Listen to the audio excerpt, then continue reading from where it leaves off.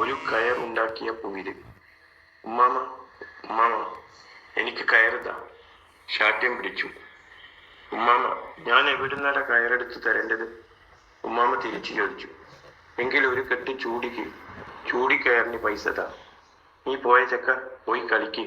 അല്ല എന്റെ കൂട്ടുകാർ കളിക്കാൻ പോന്നു. ഇവിടെ തന്നെ ചുറ്റിപ്പറ്റി നിൽക്കുന്നുണ്ട്. ഇന്നെന്താ കളിക്കാൻ പോകുന്നില്ലേ? അന്ത്രു അതോടെ നിലവിളിച്ചു. പടകൂട്ടി വലിയ ബഹളമുണ്ടാക്കി. വാശി പിടിച്ചു. അത് കണ്ട് ഉമ്മാവ പറഞ്ഞു, അതാ അവിടെ കയറുണ്ട്, അതങ്ങോട്ട് എടുത്തോ. അതിനോട് ബസ്സാകൂല. അതുകൊണ്ട് ബസ്സുകളിൽ നടത്താൻ പറ്റില്ല. എന്നിട്ടും മന്ത്രു പിന്മാറിയില്ല. എന്തൊരു ചെക്കനാണിത്! മനുഷ്യനൊന്നും നിൽക്കാൻ വിടില്ല. എന്റെ ബാക്കിൽ തന്നെ നടന്ന് ശല്യം ചെയ്യാതെടാ. നിന്റെ കയ്യിലുണ്ടായിരുന്ന കയർ നീ എന്ത് ചെയ്തു? അത് നിങ്ങളെ മോൻ ചെറിയ മാമൻ ആട്ടിനെ കെട്ടാൻ കൊണ്ടുപോയില്ലേ? അവൻ ഇവന്റേത് തന്നെ കിട്ടിയുള്ളൂ. അവനോട് ഞാൻ വാങ്ങിത്തരാം. ഉമ്മാമ്മ സമാധാനിപ്പിക്കാൻ നോക്കി. വേണ്ട, ഇച്ച തല്ലും. നിങ്ങൾ പൈസ താ, ഞാൻ വാങ്ങിക്കൊള്ളാം. നീ ഇവിടെ പൈസ വെച്ചിരുന്നോ? വരുമ്പോൾ തരാൻ എന്നും പറഞ്ഞ് ഉമ്മാമ്മ അകത്തേക്ക് പോയി. അന്ത്രു വിട്ടുകൊടുത്തില്ല. അവൻ നിലത്ത് ഉരുണ്ടു വീണ് കരയാൻ തുടങ്ങി. ഉച്ചത്തിൽ കരഞ്ഞു. കരച്ചിൽ കേട്ട് പുറത്തേക്ക് വന്ന വല്യമ്മ ചോദിച്ചു, എന്തിനാടാ നീ കരയുന്നത്? എന്റെ കയർ ചെറിയ മാമൻ എടുത്തു. നാളെ ഞാൻ എങ്ങനെയാണ് സ്കൂളിലേക്ക് പോകേണ്ടത്? അതുകൊണ്ട് എനിക്ക് പൈസ താ വല്യമ്മ. നീ പോയി സുലുവിന്റെ അടുത്ത് നിന്നും വാങ്ങിക്കോ. ഞാൻ പറഞ്ഞു എന്ന് പറയാം.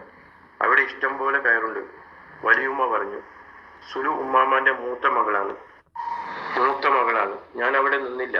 അന്തർ വണ്ടി സ്റ്റാർട്ടാക്കി. ബ്രും ബ്രും കീ. അവന്റെ വണ്ടി പിന്നെ ചെന്നു നിന്നത് മൂത്തമ്മാന്റെ സുലുവിന്റെ അവിടെയാണ്. ഞാൻ അകത്ത് ചെല്ലുമ്പോൾ അവിടെ റാത്ത ഉണ്ടായിരുന്നു. റാത്തയെ പറ്റി ചുരുക്കി പറയാം. റാത്ത ഒരു പോറ്റുമ്മയാണ്. ചെറുപ്പം മുതലേ കൂടെ താമസിച്ച് വളർന്ന സ്ത്രീ. ഉമ്മാമാന്റെ അടുത്ത് ചെറുപ്പത്തിലേ ഉള്ളതാണ്. ഇപ്പോൾ മൂത്ത മകളുടെ കൂടിയാണ് താമസം. സുലു പാവമാണ്. ആർക്കും എന്തും എടുത്തു കൊടുക്കും. റാത്തയാണ് കുറച്ചൊക്കെ അതിനൊക്കെ നിയന്ത്രിക്കുന്നത്. എന്നാലും സുലു റാത്തയെ നോക്കി പറയും, നിങ്ങളൊന്ന് പോയേ. ആ നാട്ടിലെ അധികം ആളുകൾ വായ്പക്ക് മറ്റത്യാവശ്യ കാര്യങ്ങൾക്കും സുലുവിനെയാണ് സമീപിക്കുന്നത്. കാരണം ഇല്ല എന്ന് പറഞ്ഞ് ശീലമില്ലാത്ത ഒരു സ്വഭാവമാണ് അവരുടേത്. റാത്തയെ കാണാൻ ഒളിച്ചും പതുങ്ങിയാണ് ആളുകൾ ഈ വീട്ടിൽ വരാറുള്ളത്.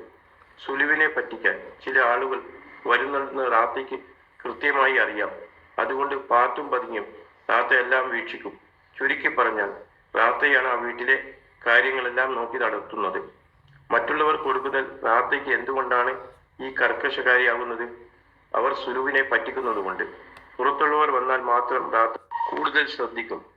നാട്ടിൽ എല്ലാവർക്കും റാത്തയോട് ബഹുമാനവും സ്നേഹവുമാണ്. സുലുവിന്റെ കുട്ടികളാണെങ്കിൽ റാത്തയ്ക്ക് ജീവനാണ്.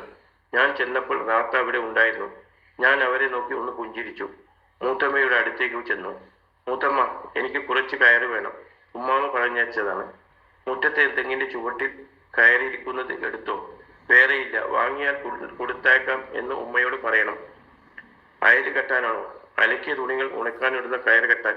മൂത്തമ്മ ചോദിച്ചു. എനിക്കറിയില്ല, ഞാൻ പറഞ്ഞു. ശരി, എന്നാ മോൻ പോയി എടുത്തോ. കയറെടുക്കാൻ പോയപ്പോൾ പിന്നാലെ റാത്തയും വന്നിരുന്നു. റാത്തയെ നോക്കി അന്തർ ചോദിച്ചു, ഈ കയർ ആർക്കാ വേണ്ടത്? കഷ്ണം കയറ്. അപ്പോൾ റാത്ത, വേറെ ഇല്ല മോനെ. സത്യം, റാത്ത പറഞ്ഞു സത്യമായിരിക്കും. കാരണം ഉമ്മാമാക്ക് വേണ്ടിയാണല്ലോ കയർ ചോദിച്ചത്. കയർ കിട്ടാത്തത് കൊണ്ട് അന്തു ചുറ്റും നോക്കി. അവിടെ ഒരു കടിച്ചിനെ കെട്ടിയിരിക്കുന്നത് കണ്ടു. പശുക്കുട്ടി. പെട്ടെന്ന് തന്റെ തലയിലേക്ക് ഒരു ബൾബ് കത്തി. റാത്ത അവിടെ ഉണ്ടായിരുന്നത് കൊണ്ട് ഞാൻ അവിടെ തന്നെ ചുറ്റിപ്പറ്റി നിന്നു. എന്താ മോനെ, കയർ വേണ്ടേ? റാത്ത ചോദിച്ചു. വേണ്ടപ്പ, ഇത് ചെറുതാണ്. വാങ്ങിയാൽ തന്നാ മതി. ഞാൻ തന്ത്രപൂർവ്വം പറഞ്ഞു. റാത്ത കുറച്ചു സമയം അവിടെ നിന്നിട്ട് മുറ്റത്തേക്ക് ഉണക്കാനിട്ട വിറകുകൊള്ളികൾ പൊറുക്കി ഉള്ളിലേക്ക് കയറിപ്പോയി. ഈ തക്കത്തിന് ഞാൻ കടിച്ചിന്റെ കഴുത്തിലെ കയറും തെങ്ങിൽ കെട്ടിയ കയറും വേഗത്തിൽ അഴിച്ചെടുത്തു. എന്നിട്ട് ശരണം വിട്ടതുപോലെ വീട്ടിലേക്ക് ഒരൊറ്റ ഓട്ടമായിരുന്നു. ഞാൻ കയറും കൊണ്ട് ഓടിപ്പോകുന്നത് ഉമ്മി കാണുന്നുണ്ടായിരുന്നു. ഉമ്മി മൂത്തമ്മയുടെ രണ്ടാമത്തെ മകളാണ്. കയറും കൊണ്ട് ഞാൻ വീട്ടിൽ ചെന്ന് അവിടെ ഉണ്ടായിരുന്ന വേറെ കയറുകളുമായി കൂട്ടിക്കൊട്ടി എന്റെ ബസ് റെഡിയാക്കി ഒളിപ്പിച്ചു വെച്ചില്ലെങ്കിൽ തക്കം പാർത്തിരുന്ന് അതെടുക്കാൻ ചെറിയ മാമൻ ഉണ്ടാകും. ഞാൻ കളിച്ച് തിരിച്ചു വരുമ്പോൾ വീടിന്റെ മുറ്റത്ത് വലിയൊരു പട തന്നെ ഉണ്ടായിരുന്നു. ഉമ്മാമ, രണ്ട് ഇളയമ്മമാർ, മൂത്തമ്മ, റാത്ത, ഉമ്മി, ഉമ്മ, അസർച്ച, ജഹാന് ഇവരൊക്കെ അവിടെ നിൽപ്പുണ്ട്. എന്നെ കണ്ട ഭാഗം നടിക്കാതെ അവർ നിന്നു. പെട്ടെന്ന് ചെറിയ ഇളയമ എന്റെ കയ്യിൽ കയറി പിടിച്ചു. ഞാൻ കുതിറി മാറാൻ ശ്രമിച്ചെങ്കിലും പിടുത്തം മുറുകുകയാണ് ചെയ്തത്. വിടരുത് അവരെ എന്ന് പറഞ്ഞ് ഉമ്മാമന്റെ വക എനിക്കിട്ടൊരു അടി കിട്ടി. എന്നിട്ട് ഉമ്മാമ പറഞ്ഞു, കടിച്ചിന്റെ കയർ അഴിച്ചതുകൊണ്ട് ഒരു തുള്ളി പാല് എന്റെ മോൾക്ക് കിട്ടിയില്ല. കയറഞ്ഞപ്പോഴുണ്ടായ ഉയിര് കടിച്ചുപോയി തള്ളപ്പശുവിന്റെ മുല കുടിച്ചത് കൊണ്ടാണ് പാൽ കിട്ടാതിരുന്നത്. പിന്നെ എവിടുന്നൊക്കെ എങ്ങനെയൊക്കെയാണ് എനിക്ക് തല്ല് കിട്ടിയത്, എവിടുന്നൊക്കെയാണ് തല്ല് വരുന്നതെന്ന് പറയാൻ കഴിയില്ല. ഇതിനിടയിൽ മൂത്തമ്മയും വലിയളമയും അടിക്കുന്നവരെ തടുക്കാൻ നോക്കുന്നുണ്ട്. അവർക്കും കിട്ടുന്നുണ്ട് അടി. എന്റെ കരച്ചിൽ ഉച്ചത്തിലായി. ഇത് കേട്ട് വലിയുമ്മ കയ്യിൽ ചപ്പുമായി പുകയിലുമായി പുറത്തേക്ക് വന്നു. തുമ്മാന്റെ കൂടെ തിന്നേണ്ട ചപ്പാണ്. ദേഷ്യത്തോടെ പ്രയോഗം, ഇതെന്താ എല്ലാവരും കൂടി, വിടടി അവനെ. വലിയുമ്മ ഒച്ച വെച്ചതോടെ ഇളയമ്മ പെട്ടെന്ന് എന്റെ കൈ വിട്ടു. ഞാൻ ഓടിച്ചെന്ന് വലിയുമ്മന്റെ കാഴ്ചയുടെ കോന്തല പിടിച്ചു. പഴയ കാലത്ത് മുസ്ലിം സ്ത്രീകൾ ഉടുത്തിരുന്ന കറുത്ത കരയുള്ള വെളുത്തമുണ്ട്. അപ്പോൾ ഉമ്മാമ വലിയുമ്മയോട് പറഞ്ഞു, ഉമ്മ, നിങ്ങൾ അറിഞ്ഞോ ഇവൻ പോയി കയറയച്ചു കൊണ്ടത്? ഞാൻ തന്നെ അവനെ അങ്ങോട്ട് അയച്ചത്. വലിയുമ്മ എന്നെ തുണച്ചു. കാര്യങ്ങളൊക്കെ കഴിഞ്ഞ് മൂത്തമ്മയും റാത്തയും ഉമ്മിയും അസർച്ചാവും ജഹാനും തിരിച്ചു പോകുമ്പോൾ ഉമ്മയോട് ഞാൻ ദേഷ്യത്തോടെ പറഞ്ഞു, നിനക്ക് ഞാൻ കാണിച്ചു തരാം.